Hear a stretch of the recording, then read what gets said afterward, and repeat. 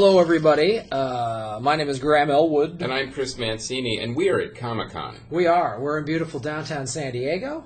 It's nice. It's a little overcast. It is a little overcast. It's a little cooler. Yeah. And, yesterday was hot. Yeah. Hot day at the con. Episode 225, ladies and gentlemen. Wow. Our annual, on the road again. On the road. Our annual Comic-Con episode. We are in yet another hotel. Yes, yeah, it's great. Much better one than yours. Much better one. Yes, our hotel is horrible. When you say not another yet another hotel, it's actually two just today. Yeah. Yeah, we checked out of ours, and now we're at Rick's. I haven't been on the road in 5 weeks. And yet still always in hotels. Still in hotels. But I was telling you, I forgot how to travel all of a sudden. Oh, it was hilarious. Yeah, every 5 minutes I was getting a call. Hey, I forgot the charger. I forgot this. I need my water bottle. And I forgot can I borrow your shoes? You guys have known for a year. You you were coming back to co-host the Kung Fu Extravaganza, and you still get that shitty hotel. Yeah. You know, for a year. Well, this year you took the initiative. This is our guest, by the way, Rick Meyers. Hi, everybody. Yes. For our annual Comic-Con and action movie update. But you said, okay. He's going to help us out. Enough. Yeah. And you booked us a hotel for next year. Yeah. I asked you listeners, you know for a year you're going to be coming back to San Diego Comic-Con, and you wait. How long did you wait before you got the hotel? We booked it in June. Oh, You booked it in June? Yeah, we booked it in June, yeah. And you still couldn't get a better place than that? No. Nothing's wrong with that place, by the way. But it is very, very far away. And it is shitty. It is shitty. But other than that.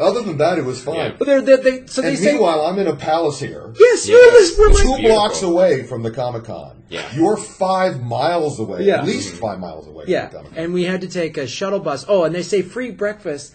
And you go in this room, and there's these prison guards. They're trustees. Yeah. They're convicts who have become trusted, and they ration out the eggs. And they make you feel guilty. Do you want pancakes? Well, yeah. Yeah. All right. How many? 1 or 2? 1 or 2. Yeah. Half of one or a full one. Like I wasn't going to go back for seconds because they would have been like, no. And I still bet I'm paying less than you. You probably are. You probably are. So I said to them. Although I will say, I'll get your hotel next year. Although I will say, Sunday, I'm coming back with my family on Sunday. Get any hotel you want for a much discounted Yeah. Well, that's a secret. Like, if there's anyone that wants to come to Comic-Con and you're like, it's too much money, literally Sunday night, the last night, the hotels are dirt cheap. Yeah. And there's plenty of space. Yeah. Everyone has availability. I shouldn't tell your audience this because you can do that all week. Because what happens all the time is networks and studios drop out at the last second. And my friends who I'm doing a little work for, doing interviews and stuff with some of the stars, they got at the convention hotel the week before they came. They got a beautiful room overlooking the water. So if you play it right and you're tenacious, it's certainly a lot better and a lot easier than working through the official channels where you have to do it within 90 seconds. Yeah. And you're lucky to get anything. Yeah, it's like a radio call-in show. Mm-hmm. So it's kind of like one of these things where they go, "Are you with the Comic-Con?" You go, "No." "No, I'm not. I'm just vacationing with the family." Yeah. "Do you have a room?" "Well, as a matter of fact, we do." So, yeah. So you call the hotel directly. Call the hotel directly, but now it's too late. Now that I've told you, listeners, it's going to be Bob. It's never going to work again. We're doomed. But now, Rick, I guess not many people know. Do we have the dates for Comic-Con 2015? We do, but I don't have them yet. I will have them by the end of the Comic-Con this year. We're in the middle of it. They announce at the end of it, kind of. Yeah, we're recording. Amidst it, we're on Friday, right? Yeah. Yeah, so it's Saturday and Sunday, so by Sunday we'll have the dates and people will start running. Because I think I told you, 140,000 tickets that were gone in 90 seconds from a crowd wanting them of 900,000. Oh my God. If these guys ever wanted to go crazy, if businessmen take over this and it gets taken away by the fans, they will make this just a monstrous fustercluck. Because they'll put out 1 million tickets, and 1 million people will show up. Where would we put them? That's the question. It's bad enough now. I know. Now you get to do your impersonation of a blood clot. Yeah. Going through these halls. There's certain times where you literally can't move. Right. But I've also loved the fact that the organizers have now stretched the convention from the convention center to the entire city. That has helped so much. That outdoor interactive park thing is so cool. It's really fun. And it's everywhere. And then you also see, like, just outside one of the hotels, there's this giant Assassin's Creed obstacle course you can run with people dressed up in costumes. And there's stages everywhere, and there's all this cool stuff. Lincoln Park played last night. Yeah. Whoa! That's awesome. And my favorite thing is that when a studio or a network buys out a restaurant or a hotel, last year they literally had a Bates Motel in town. And when you go in, everything is refashioned. Yeah. The menus are refashioned to reflect the show that they're promoting. Oh, cool.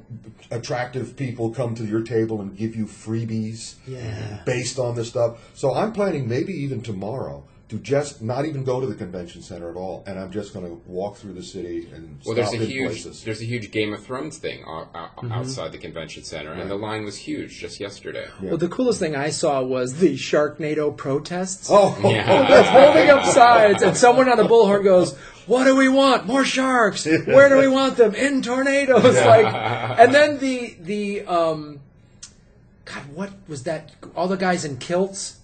The new Stars show.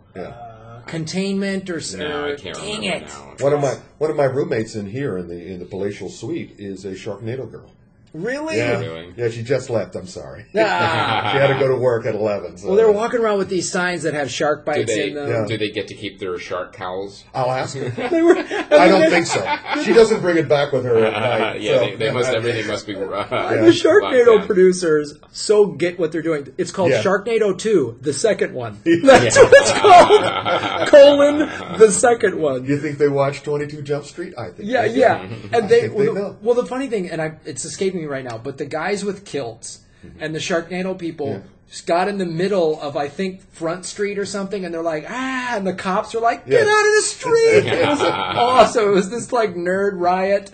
Oh, man. Yeah, they closed the entrance to the gas lamp, an entire block, so we would have room to move. Mm-hmm. They're being very smart. I can't remember the name of it, too, but it's a, time-traveling, romance story. Mm-hmm.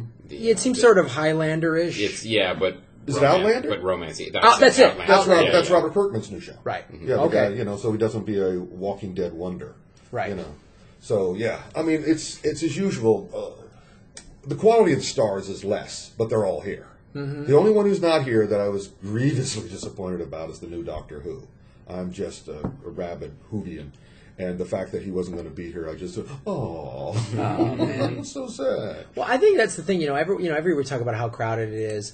But I still come back to the same thing, and we were talking about this on our last episode with Sam Tripoli, is I don't think I wanted to leave San Diego. I love San Diego. Neither do the organizers. Yeah. That's why they're capping it at 140. Right. Because there is, if you want to see what, I think I mentioned this before, if you want to see what Comic-Con looks like run by businessmen, New York Comic-Con. For businessmen, for profit. While Comic-Con is still by fans, for fans. But now it doesn't have any association with... No. Matter of fact, they won't let me do my Kung Fu show there. Because their attitude is, you're San Diego. We don't want any crossover. Really? We're our own thing, yeah. So Marvel, DC, Dark Horse, none of them can go over there? No, they're all go. Sure, they can go. Of course, yeah. Because they're not specific. They're not specific to the San Diego Comic-Con. My thing is the San Diego Comic-Con, extravaganza, although I rebranded it this year. Well, that's to have my name as part of the title. Smart. So, yeah. Well, cunning, yeah. I mean, that's the way you do it. So forever it will be, Rick Meyers' Kung Fu extravaganza. Now starring Eric Jacobus. He is a guest star now. Now, where is there plans, since you have the inside track and everything, is there plans to expand the convention center into the Bay? Yes and no. Because there are, let's put it this way, there are plans. Uh-huh. But the rest of the year, according to the most accurate information, which means taxi drivers, is that the rest of the year has been horrible for San Diego. The business has really dropped off. And that's one of the reasons, you can see it over the history of the Comic-Con, that sometimes San Diego loves us and sometimes San Diego hates us. This year, San Diego loves us unlike any other time in the history. Thank God you're here is the basic attitude this year. And so they don't even have to fake liking us. They're just, please, please, please. Oh, because all the convention money dropped off? Apparently. Again, according to our reliable sources, the taxi drivers.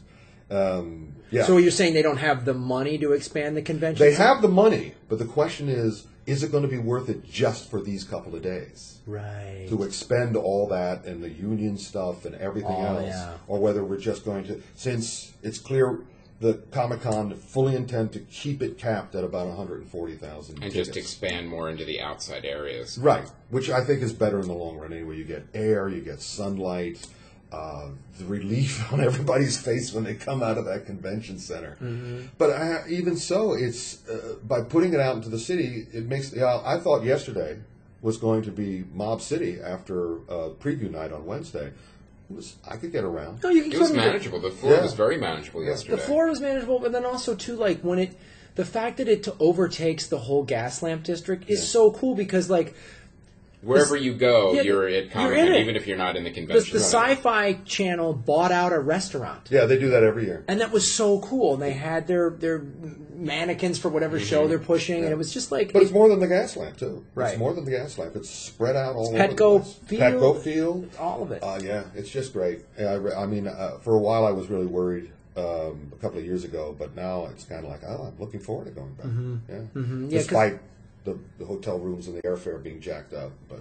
all that stuff. What the heck? The parking. Yeah. Yeah, you guys have personal experience with that. They jack up everything. Well, let's talk a little bit about the Kung Fu extravaganza last night. Our third year doing it. Always fun. Of course, technical clustercluck that I went through. A little bit of issues with playing some of the clips, but that's okay. That's to be expected. If that doesn't happen at one of your things, I'd be disappointed. Well, I wouldn't. It'd be like if you showed up in a regular shirt. I would. That's not going to happen. Yeah, be like, what's wrong? Yeah, really. Yeah. I'll tell the listeners at one point during the first half of it, I went, I know what happened. I died. And now I'm in hell. I died earlier today, and nothing worked. But I think the fact that the fans so many of those people, they come every year, I think it's part of the charm of the show. You've got a loyal fan base that comes every year. And you do now, too. You've been co-host for 3 years now? Yeah, it's our third year doing it.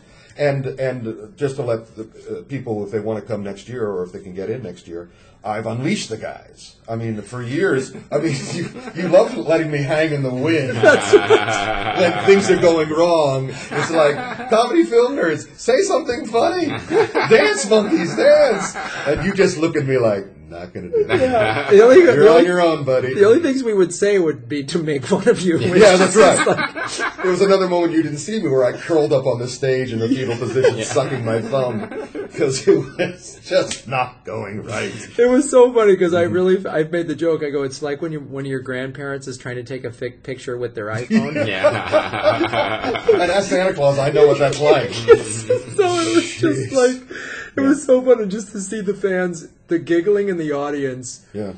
It's like, oh, this is so great. Is it working? What's going on? Get off my lawn. It's like when well, then we got to see Rope-a-Dope again. Man, because you're like, oh, I guess we'll do and Rope-a-Dope came on, and you were like, oh, we don't want to see this again. And a large portion of the audience goes, no, show it again. So you played it again, and that movie is so great. Which Eric Jacobus was on the panel again. Yeah. And he showed his new film, Wake Up Juice. Wake Up Juice, yeah. And, that was because of my screw-up and inability to use the machine. That's the ones we got to show. But Wake Up Juice... It's dynamite. It's dynamite. He didn't write it, but he just brought in his stunt team. He didn't direct it either. He didn't direct it, but it's hilarious. It's wonderfully done. It's got his stamp on it. It's got his stamp on it. And here's the thing, guys. Like I tweeted last night, you should follow Eric Jacobus. Mm-hmm. So if you follow my Twitter feed, which is at Graham Elwood, you'll get Rick Meyers, you'll get and Chris's and Eric's. I tweeted all of them last night. Follow him because the Stunt People, which is his group, they're doing such cool stuff. Yeah. They have a YouTube channel where you can watch all this stuff. Great. And then we're going to be carrying the new DVD that'll have the short films, and we're going to be working with the Stunt People on a project. We're working on something together. Yeah, we got something in development with them right now. We'll keep you guys posted on it because they're fantastic. We want to kind of there's just no we got it. And put it all together. He does like martial arts comedy. Yeah. Basically. Yeah. Like he always likes to play the schmuck. but the schmuck who's extremely talented, and thinks his way out of something. And he's the only guy now. This is one of the subjects I think we're going to get into. He's the only guy now who fights in character, who understands how to communicate plot and character through action. Yeah, he's the last of his kind, because I was complaining last year how nobody learned anything in superhero action movies anymore. Batman fights Bane exactly the same way, despite having no cartilage in his knees or elbows. The first time he fights him, he closes his fist, uses anger, muscles. Second time he fights him, exactly the same. No difference at all in approach. And and Man of Steel. Whoever shouts the loudest wins. Oh, Man of Steel. And where do we begin? Well, tell us about that's the least of that movie's problems. Yeah, tell us about some of the movies you showed last night. Well, because there was some very interesting stuff. To preface it, my complaint this year about American action is that it's so generic that you could digitally switch the heads of the fighters without changing the fight in any way. In fact, you could even digitally replace the character with a character from another action show, and it would be exactly the same. They're literally waste of time, these action scenes. Let's get into that a little bit more. Why do you think that is? Is it the same stunt team that's doing every single show, or is it because there's no new voices, there's no diversity in the like the different perspectives and styles of action? There's a lot. I mean, Michael Jai White, who's the wonderful guy from Black Dynamite, will go from personal experience in terms of how he has said to me, usually the person who's the most talented and knowledgeable rarely gets the job. It's the person with the best line of BS. Oh, in show business? Yeah. What? How dare you? Yeah. I've never heard that before. No, because we don't have to do with it. I'm told it's true. Yeah. Because in the comedy world, the people that are the most knowledgeable about comedy definitely always get the job. Always. They make movies, television. Oh, Comedy Central is stocked full of knowledgeable comedians. That's who the executives are. Yeah, and Dane Cook's doing the voice in Planes. Be that as it may. What has happened is, I mean, you look at Forbidden Kingdom, which is one of my great peccadillos, the three greatest kung fu film minds in film history. Jackie Chan, Jet Li, and Yuen Woo-ping, the choreographer, were forced to do mixed martial arts. Kung fu is difficult for producers to get their heads around, number one, because their attitude is that people want the NASCAR of action. They want generic, muscle-driven, angry, act tough kind of behavior. And is that why we get everything kind of looks and feels the same in Western action movies? Yes. It makes it easier for the filmmakers because you just hand it over to the stunt team. Just, do whatever you want to do. And it's the same stunt team on each It's not the same, but it has rapidly become the same because in order to keep working, the guys who were clever a couple of years ago are now just doing exactly what these guys want. Mixed martial arts. And you know what mixed martial arts is mixed with. Crap. But be that as it may. So you're saying, and it's possible that some of these stunt choreographers and fight choreographers, they're actually very talented, may have some voices and great perspective, but they're not allowed to do it because everything gets watered down. Yuen Woo-ping, the greatest kung fu mind in the world, kung fu film mind in the world. You saw Forbidden Kingdom. That was his choreography. Right. Because he will do, as a good crew person, he will do what the directors ask him to do. We all get, look, in showbiz, we all get hey, take the gig. Yeah, exactly. Take the gig. Don't make waves. I've said it. If somebody came to me right now with a dumb sitcom, I would take it. Yeah. I'm not going to turn down that money. You'd be great in a dumb sitcom. Let me tell you, folks, Graham's the dumbest. He's the best dumbest. You would really make the dumb shine. Yeah. In that sitcom. Thank you. So everybody feel like insults, but I'm going to take it as compliments. It makes. Because Jackie Chan, I think it was Jackie or Jet Li who said it. On a Chinese film, we have 3 months to film it, and we spend a month on the drama and 2 months on the action. He says, when I come to America, we spend 1 month on the action, 2 months on the drama. So what happens is that to make things go fast, just punch straight, don't do anything clever, don't do any... Jackie had this great story many years ago when he first worked in America on the Big Brawl or Battle Creek Brawl, and the director says, walk from the door to the other door. And she says, okay, I'll jump through the door, I'll somersault on the floor, I'll jump up and leap up through the window. No, Jackie, jump and walk from the door to the other door. Okay, I'll do a spin. I'll go down on the sort of a break dance, and I'll flip. Do a double somersault into the door. No, Jackie, just walk to the door. And Jackie goes, "People don't pay to see Jackie walk." Nice. And they went, "Here they will." And that's what you're faced with. They want it to go as fast and as smooth as possible. It's so funny. They look at action as just. He's definitely not wrong. If there was a movie called Jackie Chan Walking, I wouldn't pay for it. We just downloaded. Yeah. The way Expendables 3 was just Oh wow! Yeah. So you said that real quick. We got to talk about that. Yeah. Expendables 3. Somebody leaked a perfect print. Wow. The question is, I want to find out now whether it's the R-rated print, because they cut it down to PG-13, which a lot of the action fans are very upset about. They cut it down to PG-13? Which, just seems to be so sick. But their attitude is, everybody likes you guys now, so we want the whole families to go.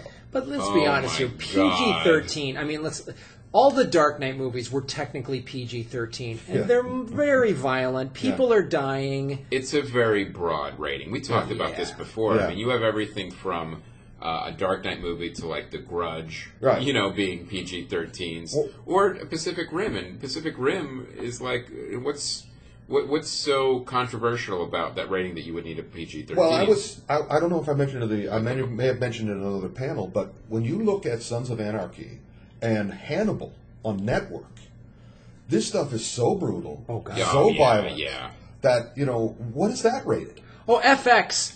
I mean, when The Shield came out, FX just went, that's right. We're going to do this like HBO. He's quoting, by the way. That's exactly right. I mean, there's naked sex scenes in The Shield. They say they say everything except like motherfucker. Right. Parental discretion advised. That's it. That's all they do. But Hannibal's on Network. Right. I don't even think it's on at 10 anymore. Or at least it moved it around. And you watch one episode of that, and even as a person who's fairly jaded and seen all the Friday the 13th movies, it's kind of like, holy mackerel. Jeez, this is on what time? On Network? Yeah, I don't know. As far as ratings go, it's PG-13 is such a broad rating. I'm wondering if we need to start breaking that up now. Like, literally, like, PG, or 8, 9, 10, 11, 12. Especially like if someone that has kids, like I'm very in tune with media and what the content of everything, but there's a lot of parents that aren't, and I can see how they would get like confused or not know, like, this is PG, this is PG-13, this is R. Yeah. When there's plenty of PG-13s a couple years ago, easily would have been R's, easily. Absolutely. And also, it's why. Why? Is it for violence? Is it fantasy violence? All this stuff. Now, I will give video games a lot of credit right now. Because a video game, you could actually look at the cover. Yeah. It tells you not only the rating, it tells you the age group, and it tells you every single piece of content that is for mature audience. It'll say profanity, violence, mature themes, nudity, anything. So you know exactly what's in it. Well, I think that goes to a good thing, because the MPAA is so ridiculous. They're like the TSA of entertainment. It's just Nielsen ridiculously arbitrary. Completely outdated and archaic. And they'll just, this knife... is okay, but that breast is bad. Yeah. Like, giving Bully an R because it had 2 fucks in it. It's like, Exactly. It's just... It's nonsensical. Yeah. It's very simple. I mean, what grade school kid hasn't heard those words by now? I mean, my kids have all heard it. Not at home, but at school. And that's, if you think back, where did we learn curse words? Right. At school. At school, exactly. From your parents. From your teachers. So the situation. So Expendables was leaked online in a perfect print, unlike the new episode of Doctor Who, which was leaked online but in a terrible print with black and white. Now, who do you complain to if the leaked print is poor quality? You cry to the stars at night. How could you deprive me of this perfect print of this free thing that I've stolen? Hey, Mr. BitTorrent. I'm gonna file a complaint. Can I call you Bit? Yeah. Or is it Mr. Torrent? No, Mr. Torrent. You call me Mr. Torrent. The quality of your stolen material is unacceptable. That's right. Let's do the Conan O'Brien nerd voice. Well, let's get into... the show. We can talk about the show. Yeah, let's get into a little bit some of the movies you showed last night, and then post-technical snafus. Post-technical snafus. So you showed a clip of the martial arts kid, because Cynthia Rothrock and James Liu were there. Yeah. James Liu is mad at me, I think. Oh, yeah? Because I didn't show his clip reel. I showed Darren Shalabi's clip reel. But I did, because, that was the first thing that started to fustercluck. his putting his disc in. I think he was really pissed. All right. But we'll see. I apologize, James. I apologized last night. Well, it was great because Cynthia, who I've met now several times, she actually saw Chris and I. We did stand up in Burbank, and she came out to the show along with. She's great. She's amazing, and it was great talking to her. It's like, you've been working on it. She goes, I've done 5 movies in 2 years. And I go, that's amazing. She goes, well, there's a lot of years before that where it was lean, and I really, you get this sense of how she's been in the business a long time. She's a survivor, yeah. And she's just so happy, like, all right, I'm still working. And she started getting cast in movies in her 20s, right? Yeah, well, if you haven't seen her original Hong Kong films, you really owe it to yourself. And we're talking Yes, Madam with Michelle Yeoh, Lady Reporter / Blonde Fury with Vincent Lin, The Magic Crystal with Andy Lau. She's done a Millionaire's Express with Sammo Hung and Yun Bio. Oh my gosh! She does amazing work. We're gonna get those in this. Oh yeah, we're gonna get her on the show. YouTube. Okay. I guarantee you, to the fans right now, we're going to get Cynthia on the show, and we're going to just talk about her career. She's got amazing stories, yeah. Because it's just like, you go back, and when you meet her, you're like, oh, this is nice. And, yeah, and then you're just, like, you watch her, it's like, man, she's a badass. Yeah, she really kicks ass in those movies. Because you showed clips last year of her earlier films. You're like, oh my God. Yeah, she was Gui Lo, which, the foreign devil in Hong Kong, and blonde at that, and the fact that she got the kind of respect that she did. I've always had the one time I got to go to the Hong Kong equivalent of the Oscars. She and I sat in the back, and she translated for me. She would lean over and go, and this is what this person's saying, this is what this person's saying, and I'm going, she's fluent in Chinese? Better than me. Wow. She might have. You ask her the story, she goes, "Oh, it's just lying to him." I was just making shit up. I was like that South African deaf mute translator who was just making crap up. But I bought it. I thought it was great. Yeah, she was, and the martial arts kid has this whole anti-bullying theme. Yeah. Which is really cool, and as I said last night, and I think I've said it on this show, watching those guys, watching James Liu choreograph Don the Dragon Wilson and T.J. Storm was just really cool to watch. This is a low-budget action movie that has limited time, and they had to you just watch these 3 professionals. I can't believe how quickly they're putting it together. That's amazing. Yeah. They're being very smart. I met the producer last night. He said, "I'm coming on stage," and I went, "No, you're not." It's a pretty crowded stage as it is. Unless you know how to work a Blu-ray player. Thanks. You're not coming on stage. Yeah. Thanks, everybody. Thanks so much for your help. Thank you. Yeah, since you guys got on board, and now we have to beat people off literally who want to come on stage. Oh, cool! It's fun, man. And all right, so talk about some of the movies that we saw that. Yeah, well, we were talking about the American situation in terms of the generic action, and what's happening in Asia now is that, of course, China has taken over Hong Kong. They're punishing Hong Kong for being out of their reach for so many years. And that is affecting the cinema as well. Meanwhile, because Hong Kong for so long was just autonomous, and that's why all these great movies came out of there. Right. And now, and just politics and being able to run the city. Right. During the 90s, the Triad took over, the gangsters took over, and there are some amazing stories about how Jet Li's manager was shot in the head twice. Oh my God! He was one of the worst triads ever, because the Triad took over the film industry, and the Triad are the gangsters, the mob, the mafia of Hong Kong and now China, and there were good ones and there were bad ones. There were film loving Triad, and there were Triad who were lusting after actresses and actors, and so you wanted to get in with the good Triad. Well, Jet Li's manager was not a good Triad. I mean, he was reportedly, allegedly, one of the worst drug and flesh peddlers in all of Asia. Oh my God. And at one point, he was found in his own building, I believe in the elevator, with a hole in his forehead. But it didn't kill him.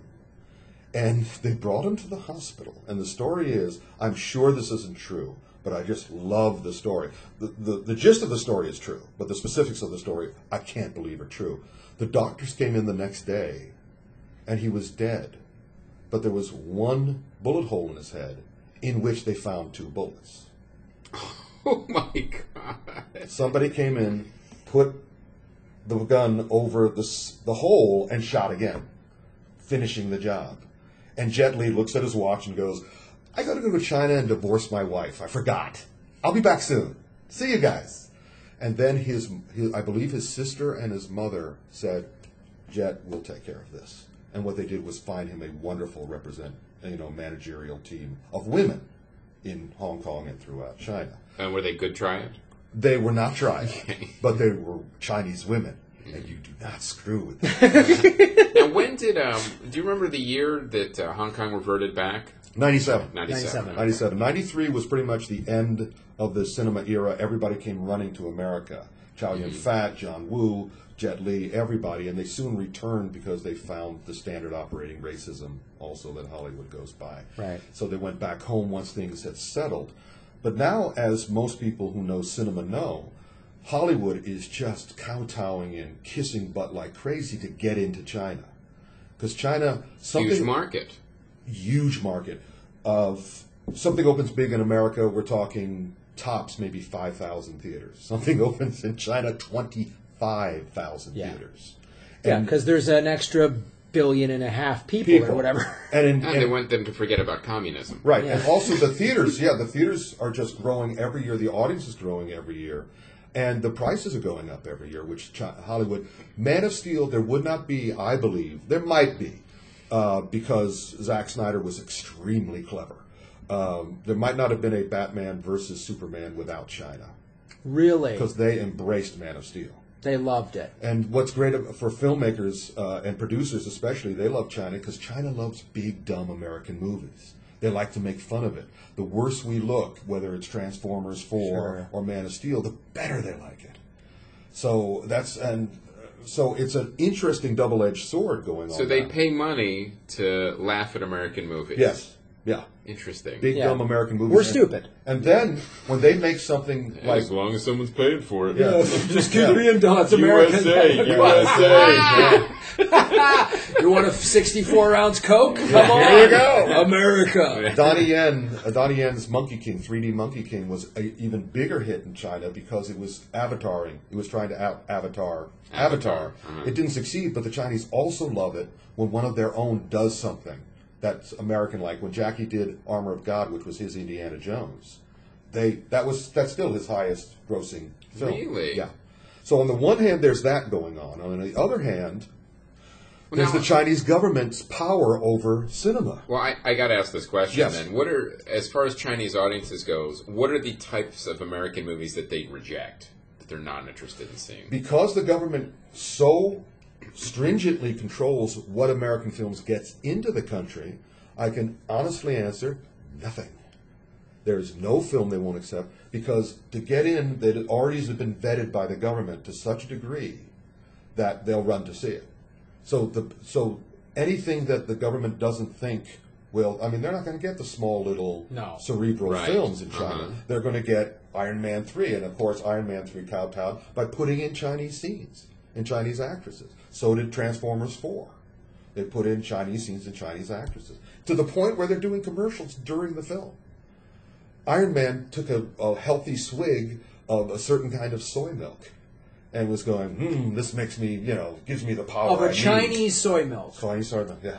And this is footage that we don't see in this country. I think they did include it on the DVD. Really? I think really? I don't have it, so I don't know, but I've heard rumors that it was. So on the one hand, that's going on. On the other hand, the Chinese government has had a horrible effect on Chinese film to the point where the Chinese Directors Guild did not give an award for Best Film or Best Director last year, saying we haven't done anything worthy of it.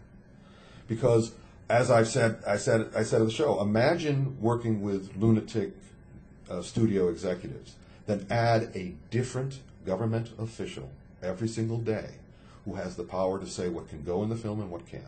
And they show up on the set every day. Virtually every day. It used to be the triad would show up every day and ask for money.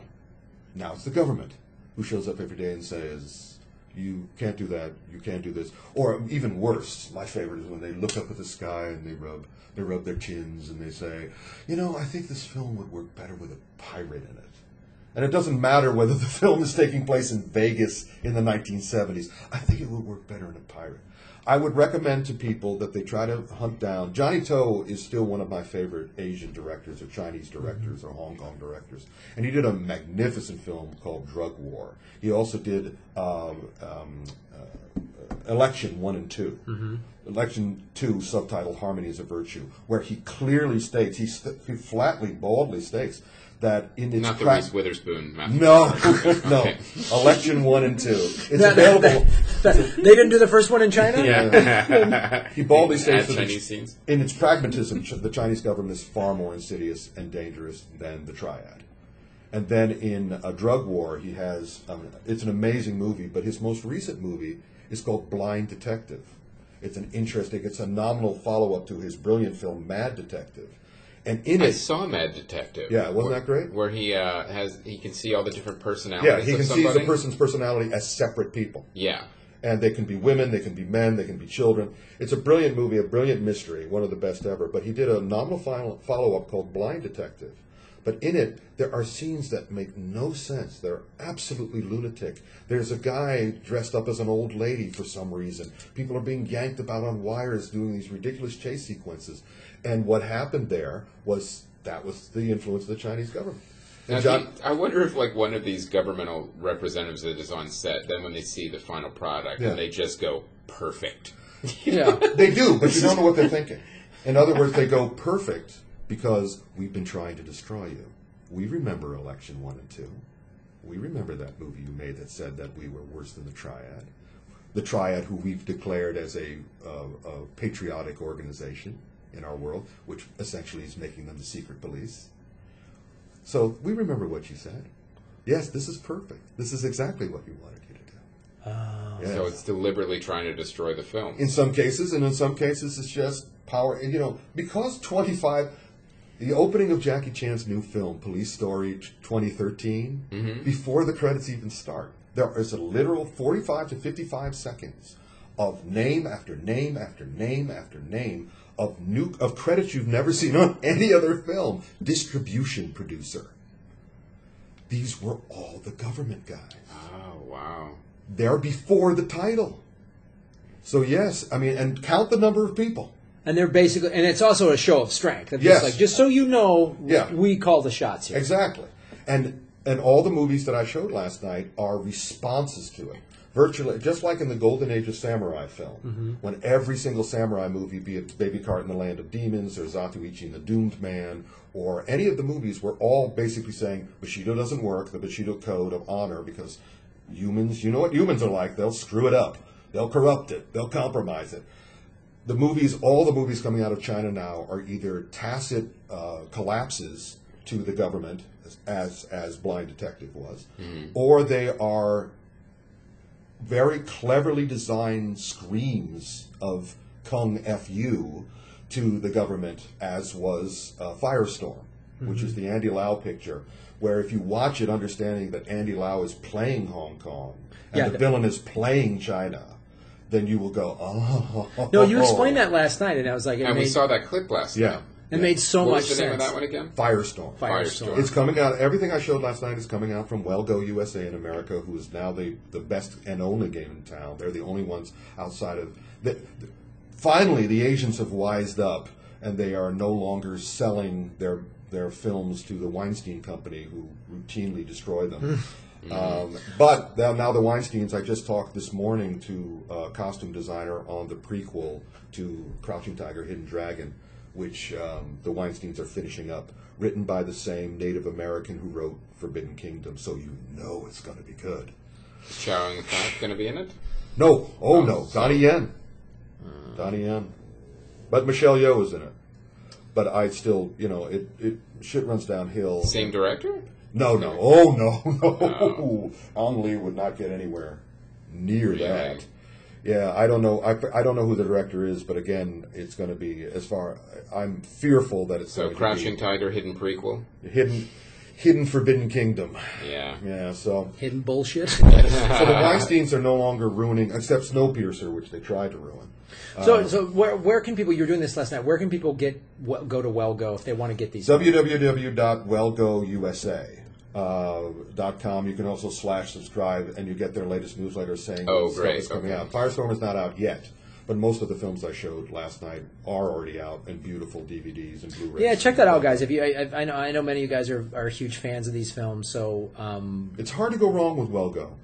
And also, of course, you can always email me at Kung Fu Rick Meyers, leave the K off of Rick for karma, kungfurickmyers@gmail.com. If you need any explanations, in other words, anybody who sees Firestorm goes, it's just an overblown, absurd movie, because as I explained, Eddie Lau gets blown up more times than any human. 5 or 6 or 7 times. In a scene near the beginning of the film. Yeah.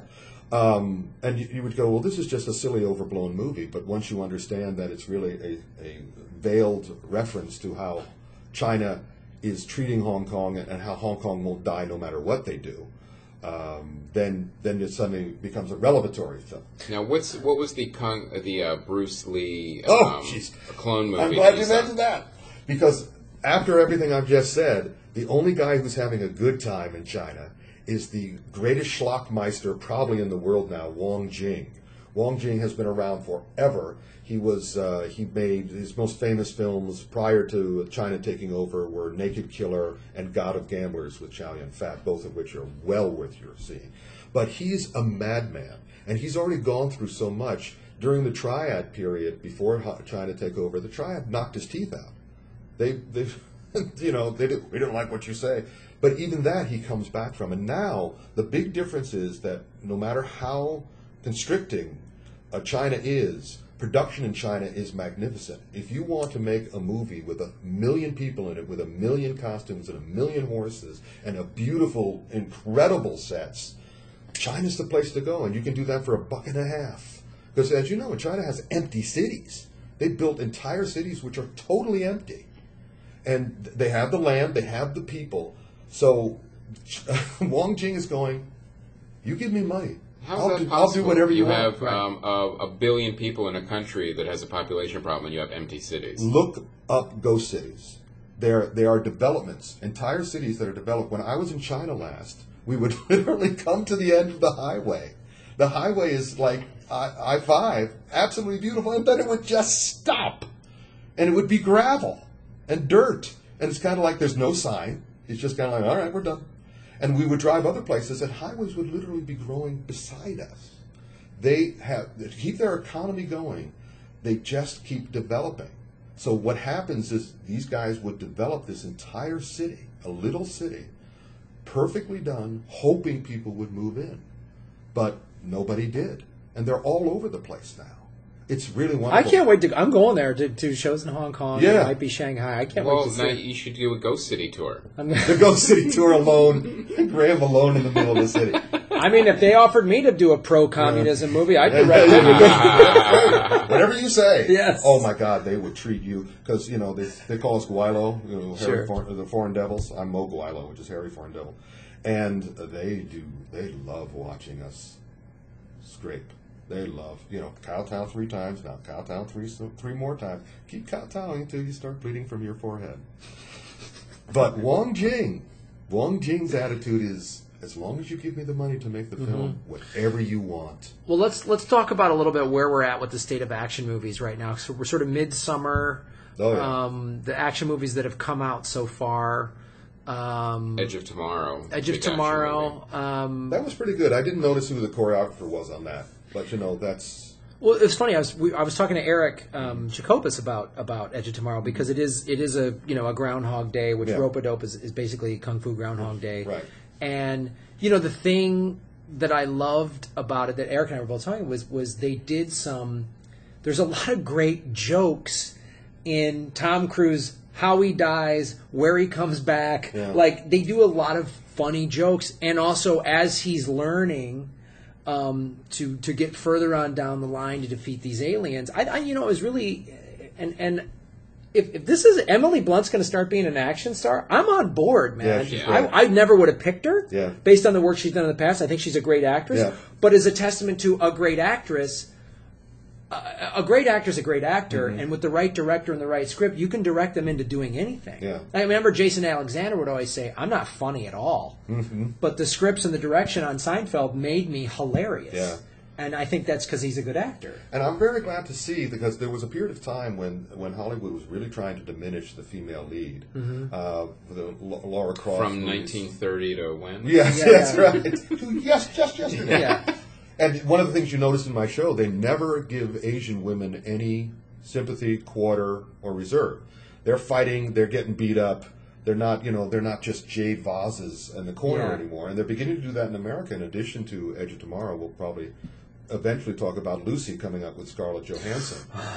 That's coming up. That's. I hope that one's not going to be dumb. It really could go either way. It opened this weekend. I think I'm excited to see it. I want to see it. When we get back from Comic-Con, I'm going to go see it. The advanced word is that it's a very fun B movie. Mm-hmm. Yeah, and it's the kind of, and also her as Black Widow. So she's given good scenes.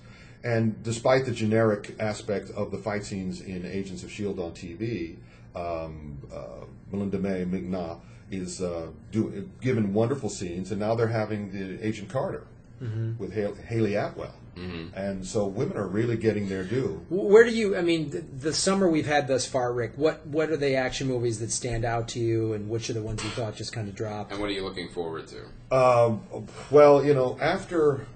I loved How to Train Your Dragon 1, and I was horrified at How to Train Your Dragon 2. Really? Yeah, it was. I was listening to your reviews of it, and I thought it was joyless. I thought it wasn't. If you look at the first one again and how well everything was designed and this one, not only was it predicated on a wildlife theory which has been roundly debunked, the mob mentality of animals or whatever. To have the spoiler alert tragic thing that happens in the movie not be addressed once it happened, and to have the leading character a heroic leading character kill another heroic leading character, and then just sort of go, okay, we did it, so that's done, and we're just watching this thing. It's very pretty. It was very eye-filling, but it made the exact same mistakes that Kung Fu Panda 2 did. Oh my God! I said the exact same thing on the podcast. I was at home yelling at my iPhone, going, "Chris is right! What's the matter with you, Graham? You like swords, you idiot! What do you know?" I like steel. I like steel. Yes, you do. Hattori Hanzo steel? Yes. I'm going to bring an Itachi sword to our next meeting, and you are not getting out alive. Anyway, so yeah, I was. I've been very disappointed, but not really. I went into Transformers 4 knowing what I was going to see and being fine with it. I'm offended at the comment I went into Transformers 4. Yeah.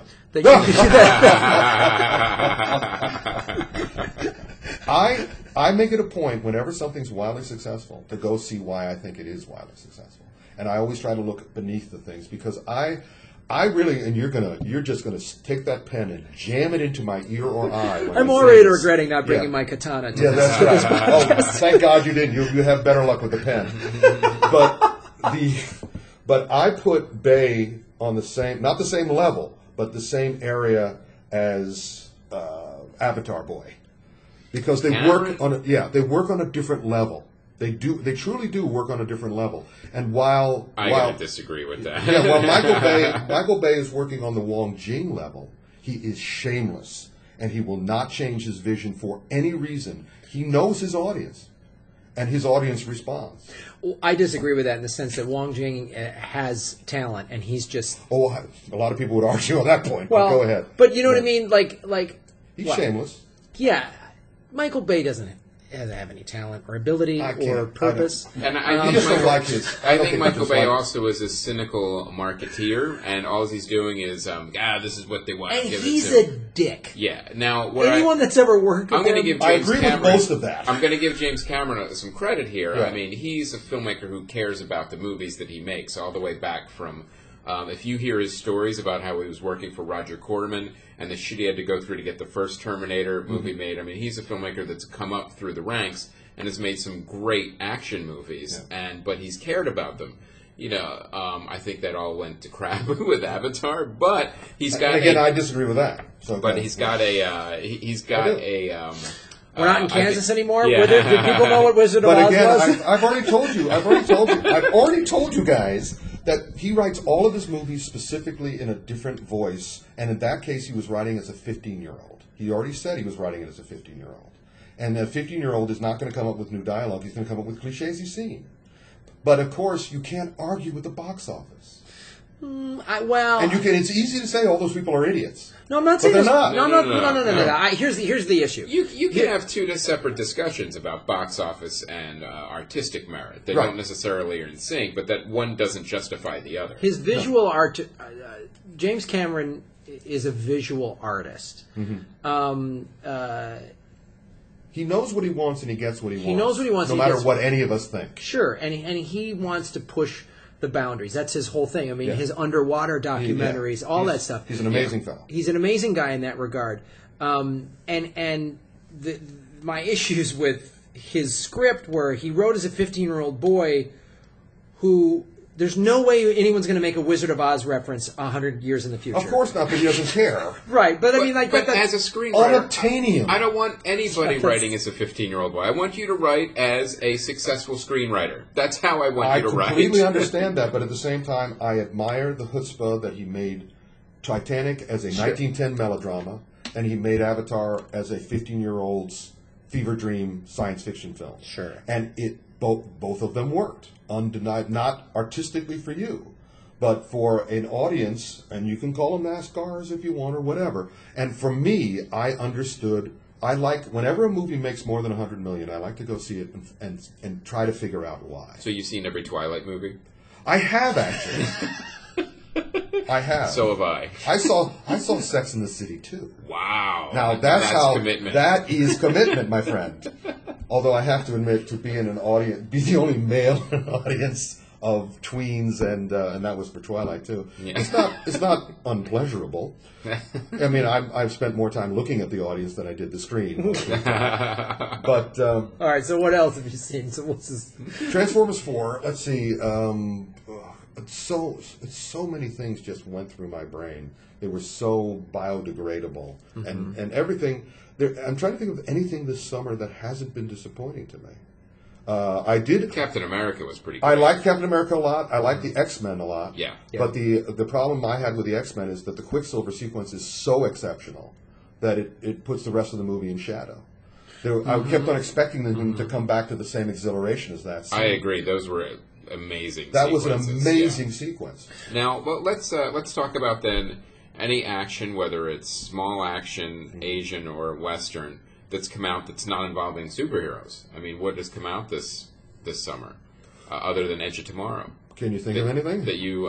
Not off the top of my head. I mean, Snowpiercer kind of was actiony, but it wasn't. Oh yeah, it had Korean. Yeah, it had elements of action, but there was also a lot of I talked about before, satire and comedy, and, right?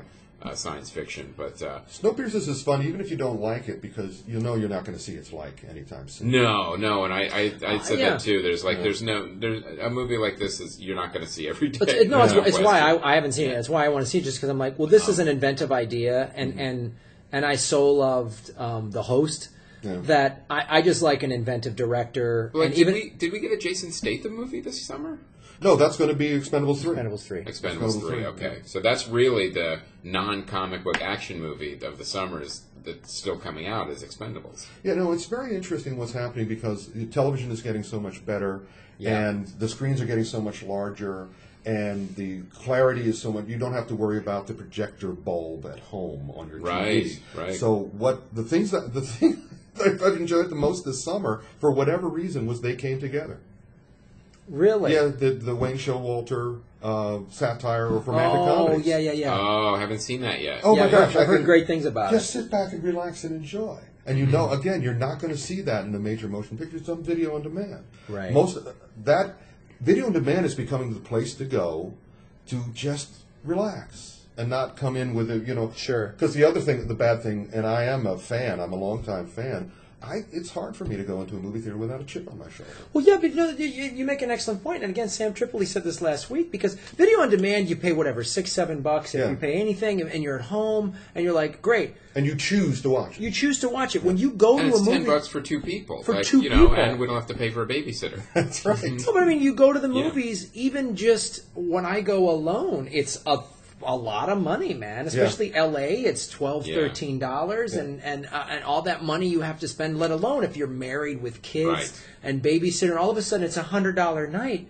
So it's like, I remember one of the reasons I was so mad at Green Hornet was I had to see it in 3D. Yeah. I was married at the time. It was $32 fucking to go with and I was like, and this is the bullshit you give me? How dare you? It's really like going to a high-end restaurant and they give you fucking Taco Bell. And it's another thing that's great about VOD is I'm sure they're out there. I haven't found them. VOD, no filmmaker I've ever seen who put their film on VOD looks at me in the audience or in my couch going, "You're an idiot." And I'm just going to give you crap for you because you're an idiot. The way you feel Michael Bay does. You're not video on demand, Netflix, whatever. Their attitude is, we like you. We want your business. Yeah. We need to find you because we didn't get a wide release or whatever. Yeah, let's have fun. And the economics of it are different. Yeah. A film can make much more money for the distributor on demand than having a theatrical release. The pie gets split up in a much more favorable way to the distributor. Right. Now, it hasn't quite trickled down to the filmmaker yet, but when you really have the artist got fucked? Yeah, isn't that weird? I'm going to write this down. But the distributors are now making the choices to go video on demand quicker, even with a simultaneous theatritrical release. Snowpiercer. Snowpiercer is a great example of that. Yeah. And we're missing the elephant in the room, by the way. Raid 2. Oh yeah, oh yeah. We talked about that last night. The action of actions. I mean, as most people know, I'm a kung fu guy, so I'm not really that interested in closed fist, anger-driven, muscle-driven kind of stuff. But Raid 2, I mean, geez, that's probably the best, as far as I know, martial art movie. It's not a kung fu movie, but it's a martial art movie, and it's one of the best. Now, this ever. When we get back to distribution, this is an interesting case of that's one that I wished was on demand because it was difficult to find in the theaters. I had to go into Hollywood, like I couldn't. No theater around me was showing it. So I'm like, this would be a great movie to just watch on demand, and I could just watch it at home. Could not find it. Time for my annual conspiracy theory session. As usual, for whatever reason, they have decided to make it difficult. Snowpiercer, the same thing. They decided to make it difficult. But Snowpiercer was on demand. I could get it. And they were hoping that you would miss that too, but we were a little more savvy than I think they were expecting us to be. And they recently put out the thing, just like they were surprised that Hero made $50 million. Oh, we were surprised it did so well on VOD. Yeah, because you didn't want it to. Mm-hmm. Why? Again, I'm not sure. There's a couple of valid theories, which is, and they're backed up now by what we were talking about before, how generic the action is. If they suddenly start accepting action that isn't generic, more time is going to be spent, more training will have to be given, more accidents will happen. They're much more happy to have generic, close your fist, roundhouse punches than they are clever stuff. Gareth Evans, who did Raid 2, he's like Wong Jing in that they make so much money. He's the David Lean of Indonesia, even though he's Welsh. And they're already so far into profit by the time they come here. Anything they get is gravy. Mm-hmm. So they don't care if they screw up their distribution. They don't care if it goes out there. We action fans know Raid exists. Although, again, I'm so horrified by my audience. The Kung Fu Extravaganza, these guys come specifically. They could go to 12 different things here at the convention, and many times I want to go with them because there's always something great going on. And they come in just to see the action films, and the majority, as you noticed, did not see Raid 2. Well, you know what I think that is, though? I think that goes to what you were just saying. Yeah. They couldn't find it? Couldn't find it. Yeah. And you know... It's on DVD now. Yeah, now it is. Now it's on DVD, and I think it's one of those things that they'll find down the road. Yeah. Because if you don't live in a major city in America... Yeah, that's true. Good luck. But everything's downloadable. Everything's stealable. And if you like this sort of stuff... But then again, I shouldn't talk. Yeah, you should. I'm sorry. You're right. You're right, Karen. I'm sorry. And a lot of people email us saying we wouldn't have known about these movies without you guys mentioning them. Yeah. Well, to go back to... And then they email back and said, I'm going to purchase this movie fairly and above board and legally. Which is what I did. Because I so love the filmmaker and I so love the stars, there's no way I was going to rip this off. And I also had to get a beautiful, beautiful print that I could watch over and over and over. To go back to that, what fan said, Sanai, big fan in Japan, saw Snowpiercer in the theaters in Japan in February. Right. So I'm hoping that it already made plenty of money before it got here in the 3 theaters. It was a huge hit in Korea. Oh, right. And Korea is like, at this point, the 3rd largest, I think, audience, or maybe 4th largest. How did it do in North Korea? Kim Jong-il loved it. He said, kidnap that actress and bring her here. Yeah. I love a movie where the people rise up and fight for themselves. All the governments are going, oh, we're not showing this. Let's hide this baby. All right, well, I want to, because we're running out of time a little bit, I do want to talk about a documentary that I saw recently. It was a press screening. Chris, you want to go to lunch? We'll be back. Yeah. How dare by the you? time you finish. Was it about surfing? No, Chris, it was not. It's about swords? It should have been about a surfing samurai. But that's the new movie. Eric Jacobus in Surfing Samurai. He was on a quest to find the last bottle of coconut water. Right, and is this the Graham Elwood story? That's right. He befriends a dolphin. I swear, everything you write for Eric is really for Graham. Yeah. It really is. Just screw it. Just let Graham star. Eric will be there choreographing it. It'll be I fine. just wish I had his ability. That's all. Yeah, that's right. Start working, buddy. I think in the next life, I'll start training a little sooner. That'd be great. 8. Yeah, I'll be Satoichi. Yeah. But I saw this documentary called Alive Inside, and Kimberly Browning set me up with a press screening. It is everything that is great about documentary filmmaking. Wow. For these reasons. It sheds light on something that most of us didn't know. And here's what the story is. It starts out with this guy that was a doctor working in nursing homes. And the opening scene, and this is actually on YouTube, is a guy in his 80s with dementia, catatonic. Mm-hmm. They put music from his era, like big band music, on, and he literally comes to life. It starts connecting synapses in his head, and he's like, "Oh, I remember this song," and it's just you're just like, "Wait, what?"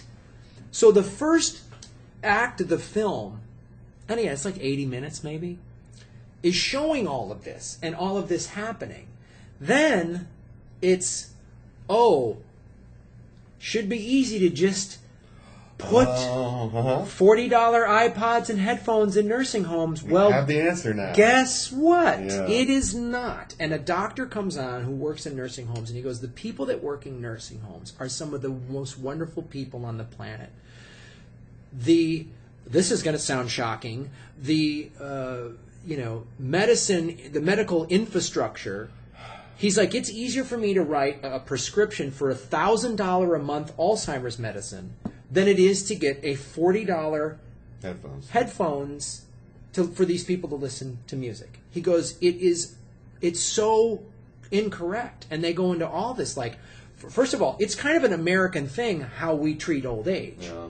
You know, like, and our medical industry establishment. The medical industry, the medical establishment, like the companies that block stuff, and it's just like, and it goes into that, and it's just like, I mean, I was in tears, and this was a press screening, so these hardened, cagey, film critics who were just like, especially online film critics, it's just like. These people like see 10 movies a week, and they're probably like, there's not enough snacks at this screening. You know what I mean? Yeah, I do. And everyone was like emotionally moved, and then it also does that thing. So it tells you something. I don't know anything about this. Now I do, and then also gives you hey, here's what you can do. Oh, excellent. Go to musicandmemory.org. Donate your old iPod.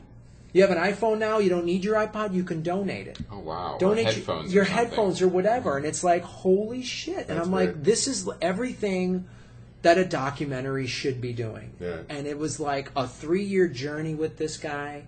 The soundtrack is that one song, Man on Fire, because he's this guy who's like, I'm not giving up. And goes to root, goes to Congress, and then just roadblock, and then I won't give it away. But then the solution that he finds is like, it's amazing, and it also lines up with everything we're doing with podcasting and this new medium, and how we funded a movie on Kickstarter, and how we're just circumventing the status quo, be it show business, be it politics, be it the medical community, that's telling you, no, this is how it's done now in this do-it-yourself digital era. It's like, okay, I walk around you, man. Yeah, we don't need you anymore. Water goes around a stone, dude. That's right. So good luck. I was born in the year of the snake, always under or around. Yeah, man. Yeah. It's and this movie, it's called Alive Inside, you guys. I'm not sure where and how you get it. Like most indie docs, I mean, Google it, yeah. and go watch the YouTube of this old guy coming to life with music. Like you're like, what? Huh? How do we not know? And you realize, like, as Americans, we're so shielded. Yeah. It's fucking crazy. From anything we can't buy. Anything we can't buy, man, and anything some big corporation can't control and triple the cost of. Yeah. And it was just spectacular. So That's wonderful. I cannot recommend this movie enough. So, and I will. Well, maybe we could see about acquiring it for Comedy Film Nerds and then tripling the price of it. Yeah. And also stealing the money. Double feature. This movie followed by Raid 2. I think that's a pretty darn good double feature. You will cry and be excited. Yes. And we're not going to tell you which movie to do that. Maybe the Hammer Girl makes you cry. I don't know. She makes me cry. So check out Alive Tears Inside. of joy. All right, so here's what's coming out on DVD. Nothing. Noah, as Rick just said, nothing. So Noah, which is Transformers meets Gladiator, is what how I would describe that. High praise indeed. So check out those gems. Yeah. Mm-hmm. It's too bad it didn't make $100 million. Otherwise, Rick would go see I would have gone to see it. Yeah. Yeah. Transformers Gladiator means We Bought a Zoo. Yeah. That's all I see. I see movies that make less than $1 million and movies that make 100. That's all I see. Actually, We Bought a Zoo is a decent film. It is. Noah is not. Never saw it. Coming out in theaters, we've been talking about this a lot, Guardians of the Cannot Galaxy. wait. We will be doing a spoiler up of Guardians of the Yay. Galaxy. In fact, it'll probably come out the same week as our regular episode, Jackie Cation, because she has read every single Guardians of the Galaxy book. Mm-hmm. She's excited to see this movie, and she will be doing the spoiler up with us. I don't know anything about this. I have not read any of these books, and the first trailer I was not on board with, but some of these subsequent trailers, I'm starting to go, okay. It won you over. Yeah. I'm really starting to get in on it. So. I'm going to see it. I saw Amazing Spider-Man 2, knowing it was going to suck balls. But I'm a comic fan. I started reading comics when I was 5 years old. Mm-hmm. I am going to go to Guardians of the Galaxy, and I'm hoping it's good. I've never been a huge fan of James Gunn, but I like his work. Mm-hmm. And this might be the one that puts him over. I think this could be it. I have great faith in Disney. I do. Which is isn't that a crazy thing to say? We didn't used to say that 10, 15 years ago. I know, and that's because I've lived with Disney. I've written about Disney from the very beginnings of my life as well as the very beginnings of Disney, and they've had more greats than they've had. They've had classics, Snow White and the Seven Dwarfs. Mm-hmm. Then they had that terrible follow period. But then Great Mouse Detective came out. I was on board, and then Aladdin, and then Beauty and the Beast, and everything. And everybody goes, they're too big, they're too soulless. We haven't gotten a Fox and the Hound in a while, which is yes, right. But even the Broadway shows. I know. There's so much talent going on in there, and they put so much faith in their directors and their writers. It almost feels like they're going back to what Walt Disney did, which is I'm going to exactly. collect the most talented people, right, and I'm going to let them go. Yeah, let them do their thing. Yeah, they did not have to do Winter Soldier. They could have just repeat. Mm-hmm. They didn't have to do Iron Man 3. Mm-hmm. They could have just do the same as before. Yeah, they could. They didn't have to listen to the people at Marvel. And the people at Marvel were like, no, this is the plan. This is how we should be doing it. Mm-hmm. And even the writer director of Iron Man 3 who said, I'm going to do Kiss Kiss Bang Bang 2 with Robert Downey Jr. And Robert Downey Jr. is going, yes, he is. And they'll go ahead. Yeah. Now I'm a little worried about the whole Edgar Wright situation, but not a lot. With Ant-Man. Right, taking him off Ant-Man. But then again, they've proven themselves over and over again, and that's also why I'm hopeful for Star Wars and all the rest of it, because they have a level of quality that is unseen in Hollywood since the days of the studios. Yeah, it's cool to see, and I look at who they bought. Yeah, Lucasfilm, Pixar, right, Marvel, and look how Pixar and Disney are jockeying in the animation area.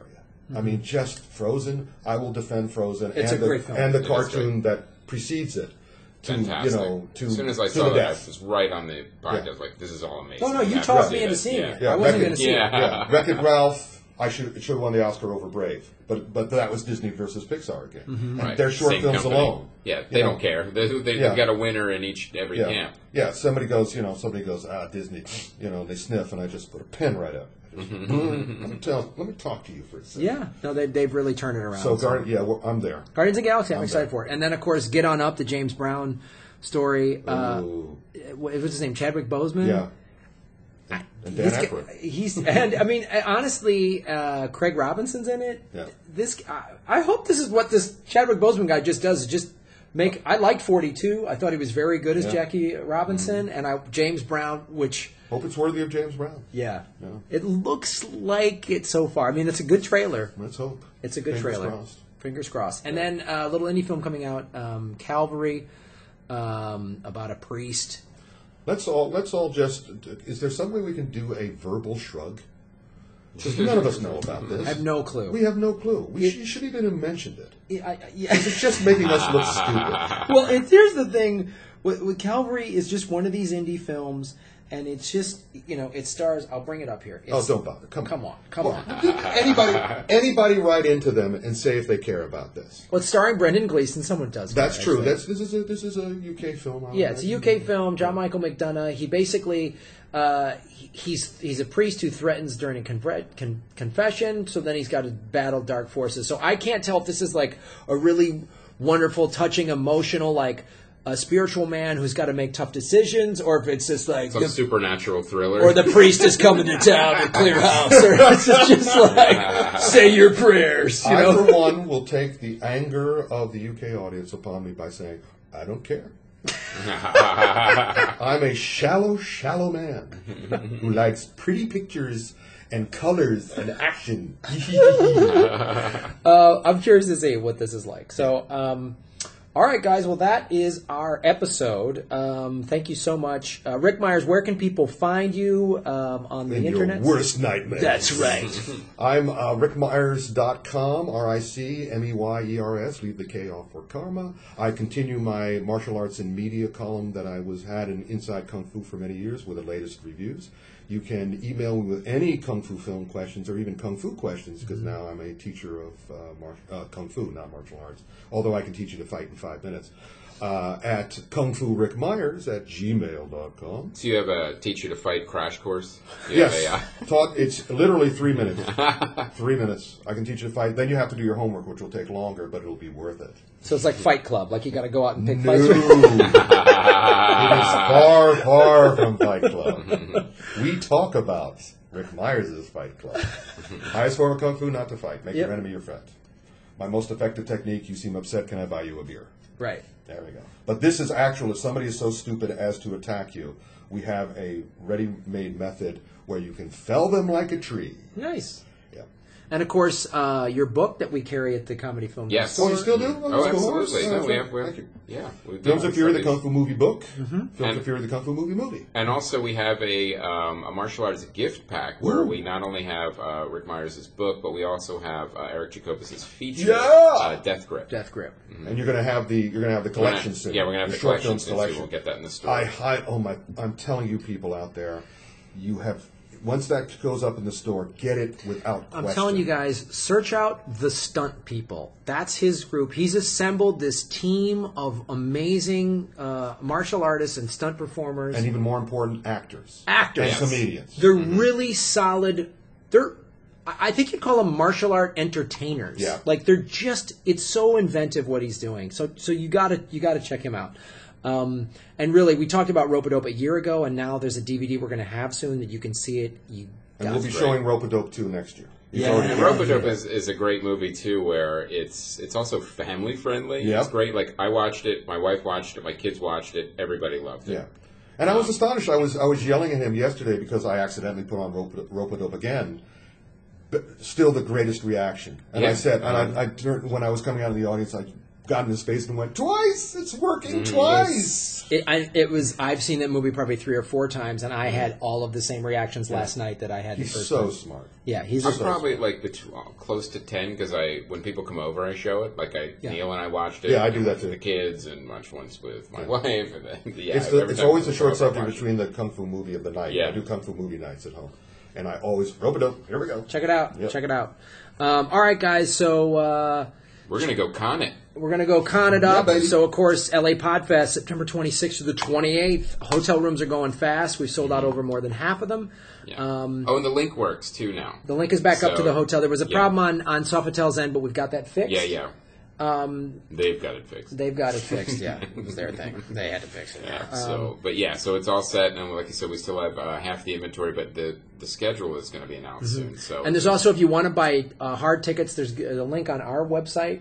Not yet, but there will be. There will be when this drops on Tuesday. Yes. Yeah. So yeah, it'll be there.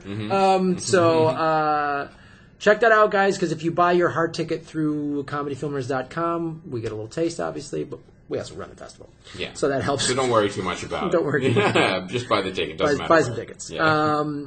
And we've added more sponsors, which means more parties and more free food and drinks. Some cool new sponsors, too, like Trunk Club. Yeah. We're really excited about having over. And Audible, for the first time, is coming on board. They're sponsoring the live video streaming, which we're going to do. We're going to be announcing details on that soon. Yeah. It's going to be really exciting. You're going to be able to watch every show. Yeah, at the festival. Say you can't make it, guess what? You're still going to be able to see the festival. Yeah, and if you come, you will meet Sanai, Big Fan Japan, coming over to the United States. Russell. Is Russell coming? Russell might come. I don't know. I could have sworn you said, are we going to wrestle? We can. Wrestle the Australian minor. If a sponsor pays for it, we'll do whatever you want. The Chinese government says we have to. That's right. I know Aaron is coming. I know Vanessa's coming, and they're all going to meet for the first time in person, and we will film it for earbuds. Yay! And then we will make them fight like a Real Housewives thing. Right. Okay, so it's going to be great. So check that out, you guys. Of course, at Comedy Film Nerds on the Twitters. The Comedy Film Nerds Facebook page. We are on Instagram as well. Yeah, and you can see some of the comic book pics we've been putting up. Yeah, we've been posting photos from the con, so let's check it out. All right, you guys. Thank you once again to Rick Meyers. Yay! My name is Graham Elwood. And I'm Chris Mancini, and as always, remember, on shot first. Try it. We're going to edit that out.